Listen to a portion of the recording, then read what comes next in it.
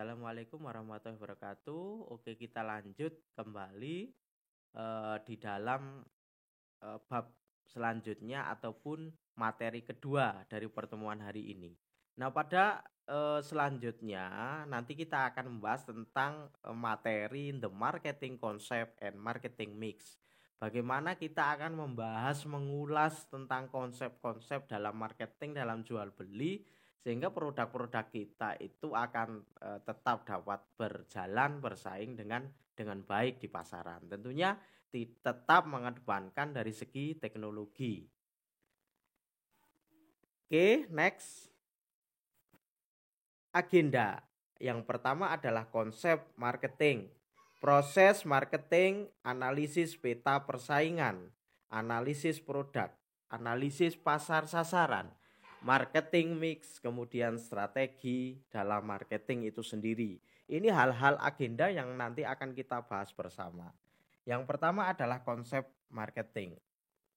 Perusahaan harus terus berkembang dan mengembangkan diri di era persaingan yang sangat ketat dewasa ini, di mana mereka harus terus berkreasi dan berinovasi untuk menemukan cara-cara yang lebih baik dalam menumbuhkan, mengembangkan, serta mempertahankan bisnisnya, yaitu dengan memasarkan bisnis dan produknya lebih dari bersaing-bersaing dengan biaya yang lebih efisien dan efektif.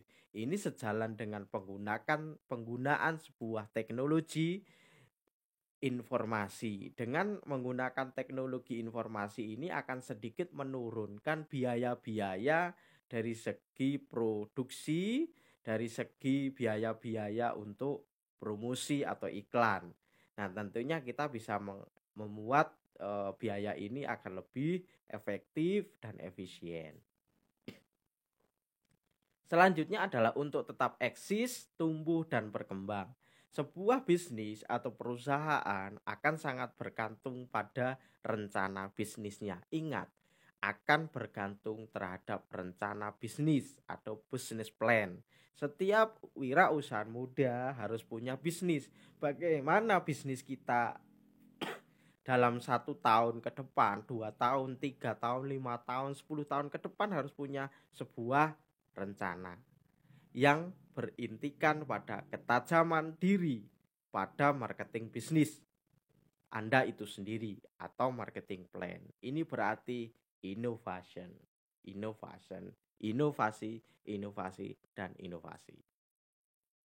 Proses marketing terdiri dari beberapa proses bisnis, yaitu proses analisis peluang atau pemasaran, analisis SWOT, yang tadi sudah saya bahas sedikit. Proses meneliti dan memilih pasar sasarannya, segmentasi pasarnya seperti apa, dan menentukan target pasar sasarannya, target pasar seperti apa. Proses menentukan posisi bisnis atau produk dalam pasar sasaran yang akan dibidik. Kita harus membidik pasar itu sendiri seperti apa dengan menggunakan strategi differentiation yang jelas. Jadi positioning atau dengan strategi differentiation yang jelas ini tentunya produk ini akan tetap bertahan. Yang ketiga adalah merancang strategi pemasaran, segmentasi, target, positioning, brand, and differentiation. Itu harus kita rancang mulai dari awal. Kemudian selanjutnya adalah merancang program komunikasi pemasaran. Selanjutnya mengorganisasi dan melaksanakan usaha dalam pemasarannya. Yang terakhir adalah mengendalikan proses pemasaran agar tetap berjalan stabil dan tidak terjadi miskomunikasi atau problem dalam penjualan sebuah produk kita, entah itu problem dalam pengiriman, problem dalam pengemasan produk, problem dalam produksi itu sendiri, itu kita harus bisa kendalikan. Tentunya yang paling fatal adalah proses pemasaran. Pastikan produk kita itu benar-benar aman, nyaman sampai kepada pelanggan. Nah, ini adalah analisis peta analisis persaingan itu sebuah industri transportasi misalnya ya. Mapping 1 kategori produk darat, laut, udara. Mapping kedua golongan kereta api, bis, ojek, kendaraan sewa, taksi. Mapping ketiga jenis produk. Mapping keempat kelas-kelas produknya. Mapping kelima adalah ciri-ciri produknya. Kemudian mapping keenam adalah pesaing-pesaing potensinya. Ini harus perlu analisis peta seperti ini. Setiap teman-teman punya beda bisnis, beda produk, itu tentu analisis peta persaingannya akan beda. Silakan bisa sesuaikan dengan bisnis teman-teman semua. Yang selanjutnya adalah analisis produk. Ada high dan ada low, ada taraf atas dan ada taraf bawah. Bagaimana high price for quality dan low price for quality? High price high quality dan low price high quality. Apakah itu di posisi poor atau di posisi high atau di posisi good? Kita harus menentukan dari kualitas-kualitas. Antara produk untuk kualitas dan harga, analisis produk untuk kualitas dan merek, analisis produk untuk merek dan pangsa pasar. Berapa persen pangsa pasarnya? Selanjutnya analisis pasar sasaran. Ada kelompok-kelompok pelanggan pasar, kelompoknya rumah tangga, kelompoknya bisnis, kelompoknya profesional dengan ciri-ciri produk A, produk B, produk C. Oh, produk A, pasca pasar kita siapa? Oh, para pebisnismen. Kemudian produk B, pasca pasarnya kita siapa? Oh, kalangan rumah tangga. Produk C siapa? Oh, para profesional. Nah, kita harus menentukan ini adalah salah satu bagan ataupun blok-blok analisis pasar. Nanti bisa teman-teman kembangkan sendiri di sini. Setelah menganalisis pasar, industri, pesaingan produk Anda, maka Anda dapat mendapatkan hasil riset dan penyelidikan Anda untuk menentukan pasar, sasaran mana yang ingin Anda pilih. Perkirakan ukuran keseluruhan pasar Anda dan daya tarik pasar. Seberapa menarikkah produk Anda dibandingkan produk lain? Apa kelebihan produk Anda dibandingkan produk lain? Kemudian perkiraan berapa persen pertumbuhan pasar. Oh, pasar sekarang sedang meningkat atau pasar sekarang sedang melemah atau pasar sekarang stabil. Itu perlu di riset, perlu dianalisis lebih jauh. Kemudian perkiraan berapa persen pertumbuhan pasar, tingkat laba yang ingin Anda raih, dan bagaimana resiko-resiko pasar. Misalnya penjualan produk, oh bisa produk ini nanti rusak di tengah jalan, produk ini basi, atau misalnya jual produk hewan ini entah itu kena penyakit atau mati di perjalanan saat proses pengiriman. Kemudian produk lain misalnya produk kerajinan, kemarin yang punya produk kerajinan, bagaimana produk kerajinan ini aman dalam pengiriman sampai di pelanggan ini dengan aman, tiada suatu kerusakan apapun. Nah, ini perlu juga untuk dianalisis. Selanjutnya adalah diagram strategi marketing. Nah, strategi differential business, strategi untuk masuk ke pasar, how to enter the market, be different and look different. Kemudian selanjutnya adalah menentukan pasar dan menganalisisnya, menentukan sasaran, menentukan target dari pasar sasaran, menentukan posisi produk pada pasar sasaran. Selanjutnya, teman-teman dapat menentukan strategi diferensial produk dengan pemasaran yang lebih efektif dan efisien.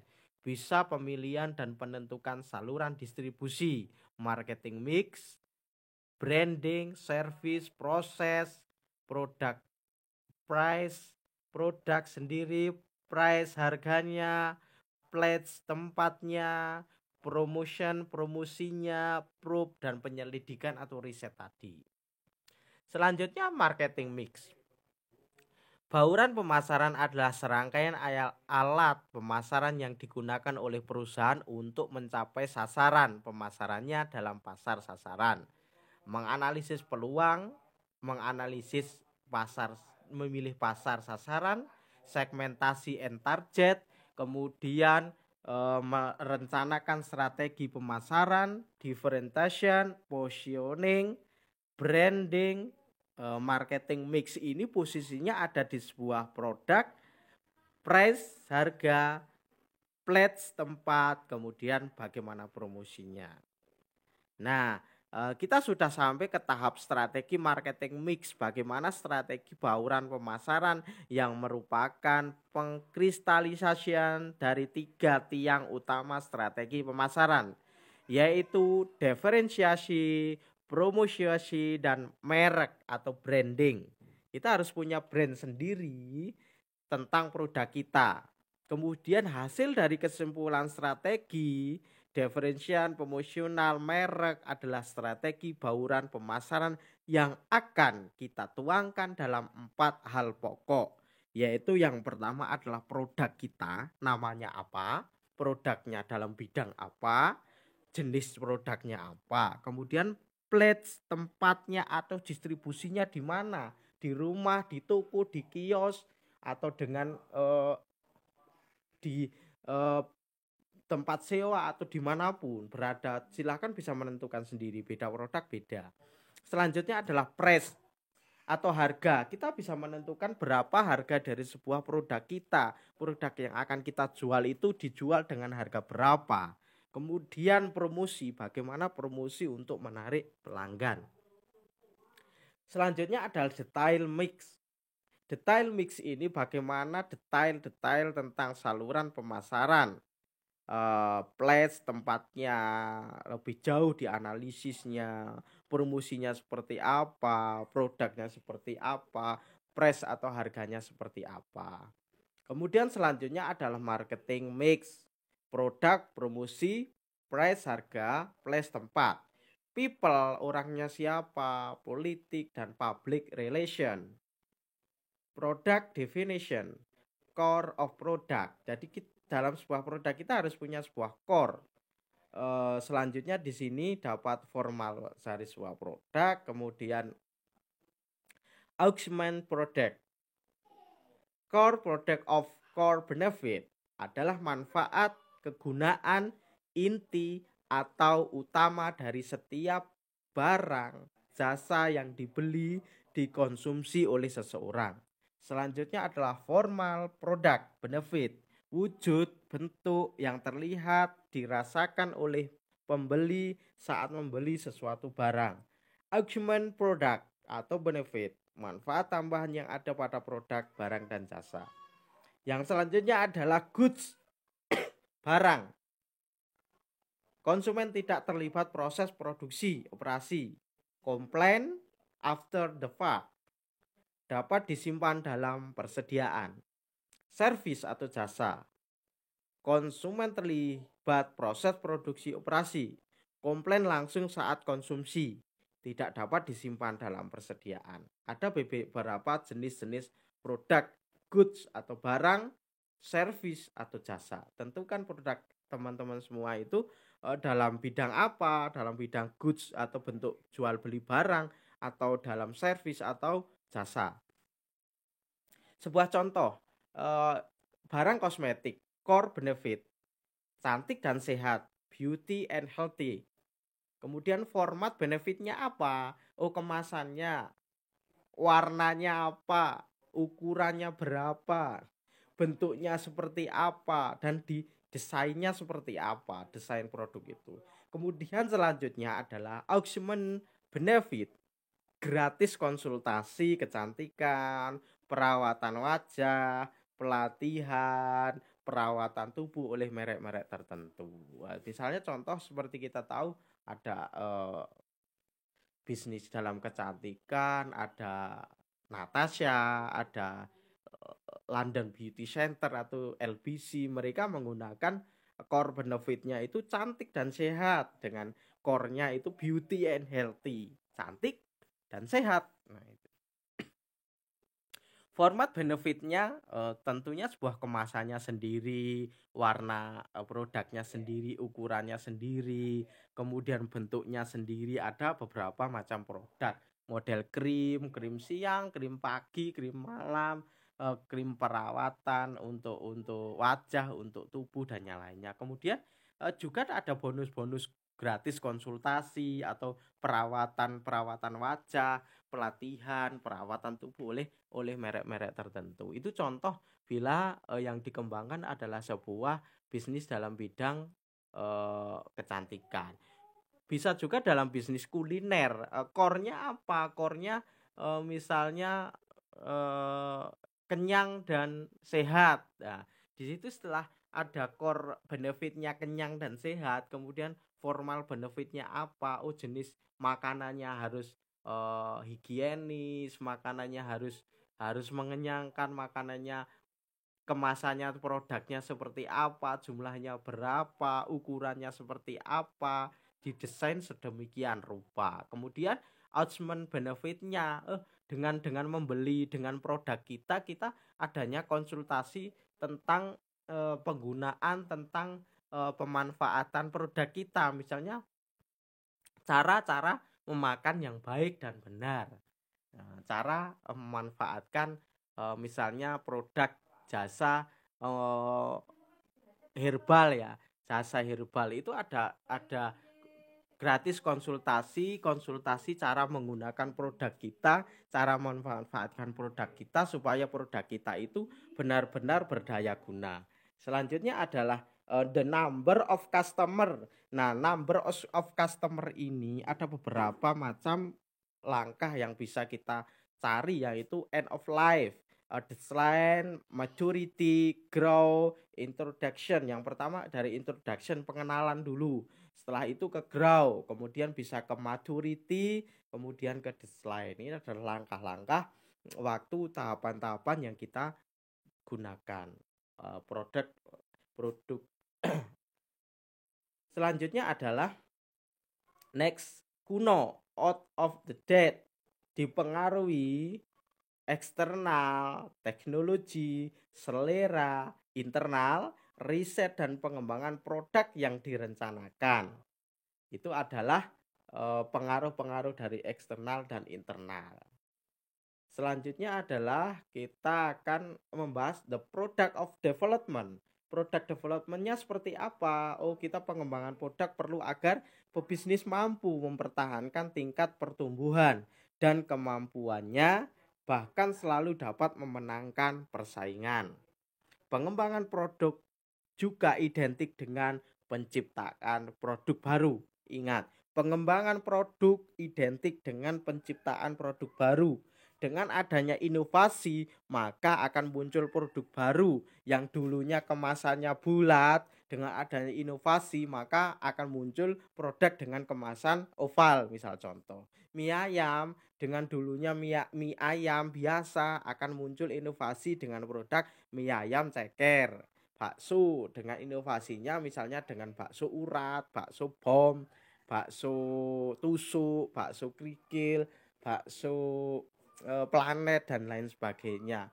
Produk jasa kursus itu akan muncul seperti halnya dengan kelas menengah, kelas atas, kelas khusus, kelas simple, kelas-kelas yang lain. Kemudian dalam bisnis produk hewan, dengan perawatan hewan, dengan produk baru, jenis baru, upgrade dari jenis itu dan yang lainnya. Selanjutnya adalah baru bagi dunia produk, new to the world, discontinue of innovation. New product line, lini produk baru, tambahan dari lini produk yang telah ada, addition to exciting product line. Itu adalah kategori-kategori dari sebuah produk baru. Jadi harus ada inovasi bagi dunia produk, ada tambahan, lini baru, inovasi. Oke, selanjutnya peningkatan atau perbaikan dari produk yang telah ada, improvement of revision of exciting product. Improvement of revision of exciting product atau peningkatan perbaikan dari produk yang telah ada. Jadi produk-produk kita maju ke depannya harus diperbaharui, harus selalu muncul perbaikan. Kualitasnya semakin baik, cita rasanya semakin nikmat, kemudian pelayanannya semakin baik, brandingnya, packingnya semakin baik dan lain sebagainya. Kemudian memposisikan kembali produk-produk yang telah ada, repositioned product. Posisinya di mana? Tentukan. Selanjutnya adalah produk dengan harga yang lebih murah, lower price product. Kita harus dengan adanya, produk ini dengan bahan bakunya naik. Nah, dengan bahan baku naik kita akan menawarkan inovasi baru dengan memunculkan barang yang sama tapi dengan grade-nya beda. Misalnya, barang dengan grade A, grade B, grade C. Sehingga pasca pasar bisa memilih mereka dengan penawaran dari seorang produsen, maka konsumen akan memilih misalnya contoh produksi dari kuliner dengan makanan resto. Wah, resto ini akan ada beberapa pilihan menu makanan, tentunya dengan beda-beda harga. Nah, produk dengan harga yang lebih murah ini sebagai alternatif solusi bagi mereka yang ingin mencapai produk-produk yang bisa dijangkau tersendiri bagi kantong pribadinya masing-masing. Selanjutnya, produk atau mix. Seluruh produk dengan berbagai karakteristik, produk lain, seluruh produk yang memiliki karakteristik dan fungsi sama atau hampir sama. Yang ketiga adalah produk item, bagian terkecil dari produk lain itu. Kemudian yang selanjutnya adalah promotion strategi. Bagaimana strategi promosi? Yang pertama adalah personal selling, sales promotion, advertising, public relation, publicity, direct marketing, skill required salesperson. Bagaimana cara rekrutmen salesperson, skillnya itu seperti apa? Yang pertama adalah persisten, confidence, komitmen, konsisten. Harus konsisten dan harus komitmen terhadap barang yang akan kita jual. Listening skill, bagaimana kekuatan ataupun keterampilan dalam listening, dalam berbicara, dalam menarik pelanggan. Kemudian doing one's best every day, positive thinking, harus berpikir positif bahwa produk kita itu benar-benar bermanfaat sehingga mereka bisa memberikan kesadaran pemahaman terhadap konsumen bahwa produk kita itu berdaya guna. Empati, kompetensi, ini bagaimana ini bisa digunakan dengan baik sehingga skill ini akan bisa bermanfaat. Yang selanjutnya adalah positioning. Positioning of product of service, state their destination, defines the product of in the market and against its competition of time. Customer promise, statements mentioning the benefit of the product of service to the customer. Ini perlu diperhatikan dalam dalam pelayanan ini. Selanjutnya adalah communication strategi. Bagaimana strategi dalam berkomunikasi, messaging by audien, mengirim pesan satu persatu ke audien, ke pelanggan. Selamat pagi, bagaimana dengan produk kami, apa yang bisa kita bantu, yang bisa kita tawarkan. Anda tertarik dengan produk kami jenis apa, pelayanan itu harus bagus. Inti dari penjualan produk, pelayanan harus bagus. Target customer demografi atau target customernya siapa, itu akan menentukan dalam strategi communication. Kemudian selanjutnya packing and fulfillment. Produk packingnya seperti apa, discuss for factor, pricing, look strategi, discount fulfillment issue for item not ship direct well product, submarine cost of goods of the high level bill of material. Ini perlu dalam sebuah packing ini mengedepankan sistem-sistem ini. Nanti di pertemuan selanjutnya di minggu depan akan kita bahas khususnya dalam segi packing dan branding. Bagaimana menciptakan sebuah packing yang menarik dan branding menarik. Perlu kita lakukan benchmark dengan platform-platform digital yang hari ini sedang booming, yang hari ini bisa dimanfaatkan oleh banyak orang, yang hari ini digunakan oleh banyak orang, yang hari ini berhasil menarik pelanggan, berhasil menciptakan sebuah profit yang luar biasa. Kemudian launch strategi, launch planning. Promotion budgetnya seperti apa? Tentunya khususnya Januari, misalnya target 1 tahun ya. Dari Januari sampai Desember itu seperti apa, harus punya target-target di sini. Kemudian selanjutnya public relation, strategi and eksekusi. Bagaimana strategi dan bagaimana eksekusi ini penting.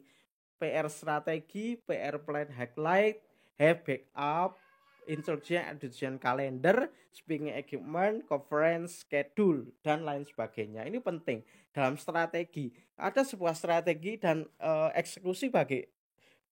eksekusi ini akan menentukan di dalam kita closing, kita dalam produk ini benar-benar akan dibeli atau tidak. Ini di dalam sebuah strategi dan eksekusi ini. Contoh, misal kita menawarkan sebuah produk, kita dengan bahasa kepada pelanggan, selamat pagi, mohon maaf Bapak Ibu akan semua, produk mana yang akan beli. Nah, itu akan cenderung stagnan. Mereka bisa menjawab iya, apakah Anda akan menjadi beli produk kami. Nah, itu akan tawaran-tawaran yang sebetulnya tidak begitu pas, karena mereka akan bisa menjawab iya dan tidak. Berbeda dengan konsep ataupun eksekusi seperti ini, selamat pagi Bapak Ibu akan semua para pelanggan, ini dari produk kami ada produk A, ada produk B, ada produk C, ada produk D. Kira-kira Bapak akan tertarik dengan produk kami yang mana? Nah, dengan akan tertarik dengan produk kami yang mana, ini akan cenderung mereka akan tidak bisa menjawab dengan maaf kami tidak tertarik, ya kami akan tertarik. Mereka akan cenderung 80% strategi riset, mereka pasti akan menjawab saya tertarik A, atau saya tertarik B, saya tertarik C, saya tertarik D. Mereka secara riset 20% itu akan tidak akan menjawab tidak atau menolak. Memang ada mungkin dari 10 orang 2 sampai 3 orang akan menolak dengan konsep eksekusi itu, tapi itu sebetulnya sudah menarik mereka akan enggan. Karena sudah bertanya-tanya lama, mereka akan enggan untuk istilahnya itu menolak produk kita. Kemudian dari selanjutnya advertising, bagaimana strategi eksekusi dalam beriklan. Ini penting. Dalam beriklan memanfaatkan teknologi platform digital apa untuk iklan, ataukah iklan secara sederhana dengan menggunakan sosmed kita, dengan Instagram, dengan Facebook, dengan WA, kemudian bisa juga dengan TikTok dan yang lain sebagainya. Other promotion, direct marketing, third part marketing program. Kita harus punya program-program tersendiri. Kemudian pricing, policies, beberapa ini yang harus kita tentu juga harus kita perhatikan. Nah, di pertemuan selanjutnya akan kita bahas hal-hal seperti ini seperti apa. Kemudian bagaimana distribusi, strategi distribusi, channel of distribution, distribusi by channel, antar teman, antar saudara, antar lingkungan, antar komunitas. Ini akan menentukan dalam segi distribusi sebuah produk kita. Selanjutnya adalah vertical market atau segmen. Vertical market opportunities, discuss specific market segment opportunities, address distribution strategy of choose market of segment. Kemudian address of third party partner role in distribution to vertical market. Jadi ini perlu kita perhatikan juga di dalam vertical market atau segmennya. Segmen kita itu akan merambah ke dunia mana? Apakah dunia menengah ke atas atau menengah ke bawah? Itu perlu ada distribusi secara vertikal. Kemudian ataukah bisa distribusi secara internasional, bisa go internasional atau bahkan mencapai ekspor ya. Tentunya kita harus bagaimana strategi distribusi ekspornya seperti apa, lewat jasa kargo via udara atau jasa pengiriman lewat jasa-jasa internasional yang ada, ataukah kita bisa datang sendiri langsung ke maskapai penerbangan untuk pengiriman, khusus pengiriman produk, atau kita menyewa jasa pengiriman ekspor impor, atau kita bisa menggunakan international pricing strategi, location isu, bagaimana high recruitment for local product, variasi itu seperti apa, itu secara tahap internasional. Nah, selanjutnya adalah sukses metrik. Metrik suksesnya seperti apa? Yang pertama adalah first year goal. Dalam target 1 tahun itu goal. Kemudian attitudinal year goal, measure and success, recruitment for success. Tentunya di dalam sukses sebuah produk ini akan menentukan sukses penjualan. Sukses penjualan akan menentukan sukses profit. Sukses profit akan menentukan sukses income. Sukses income akan menentukan sukses kesejahteraan. Schedule bisa dicek timingnya seperti apa. Isolate timing dependency critical for to success seperti apa. Nah, strategi pokok untuk masuk ke dalam persaingan bisnis pasar. Strategi penguatan merek, branding itu harus lebih dikuatkan. Dari produk Anda sebagai langkah strategi untuk menahan konsumen agar tetap loyal, tetap setia, tetap bangga dan puas dengan cara memasarkan dan menjual secara eksperiensial, pengalaman dan emosional, emosi di hati para calon konsumen. Selanjutnya adalah strategi diferensiasi produk Anda sebagai langkah strategi untuk membedakan produk Anda dengan produk persaing dalam pikiran konsumen, mindshare. Selanjutnya adalah memposisikan produk Anda di pasar sebagai langkah merebut pasar di pikiran konsumen. Market share-nya itu harus dikuasai. Jangan sampai kita tergerus oleh zaman sehingga tergusur, kita akan habis dimakan zaman. Nah, ini contoh sedikit marketplace yang bisa teman-teman manfaatkan, gunakan langkah-langkahnya dari 1 sampai 8, ringkasan eksekusi eksklusif, situasi pemasaran saat ini, analisis peluang dan masalah, sasaran pemasaran, strategi pemasaran, program-program kerja pemasaran, proyeksi laba atau rugi, kemudian program pengendalian. Ini bisa teman-teman gunakan, sesuaikan dengan bisnis ataupun ide-ide dari teman-teman masing-masing. Tentunya beda produk itu akan beda. Tadi dari goods atau produk atau dari jasa itu akan berpengaruh. Contohnya dalam contoh marketing plan di sini. Nah, ini yang bisa saya sampaikan pada pertemuan hari ini. Semoga bermanfaat. Terima kasih sudah menyimak video pembelajaran hari ini dari awal sampai akhir. Semoga teman-teman dalam keadaan tetap sehat, tetap bahagia. Sampai ketemu di pertemuan selanjutnya. Tugas untuk pertemuan hari ini adalah teman-teman nanti dari contoh marketing plan ini teman-teman susun secara ringkas saja di dalam sebuah tulisan minimal 2 halaman. Teman-teman berlatih untuk membuat marketing plan ini berdasarkan bisnis ataupun produk teman-teman sendiri. Bagi yang belum punya, bisa teman-teman itu menganalisis sesuai dengan ide yang akan teman-teman angkat. Atau bisa juga dengan bisnisnya saudara atau orang tua atau kerabat, siapapun. Yang penting ini contoh marketing plan ini adalah hasil tulisan atau hasil ide dari teman-teman masing-masing selanjutnya. Oke, jangan lupa tugas nanti biasa dikirim ke email saya. Saya tunggu maksimal minggu depan sudah dikirim via email. Nanti akan kita cek dan akan kita nilai. Pertemuan sampai hari ini kita cukupkan sekian. Kurang lebihnya dari saya mohon maaf. Saya akhiri, wassalamualaikum warahmatullahi wabarakatuh.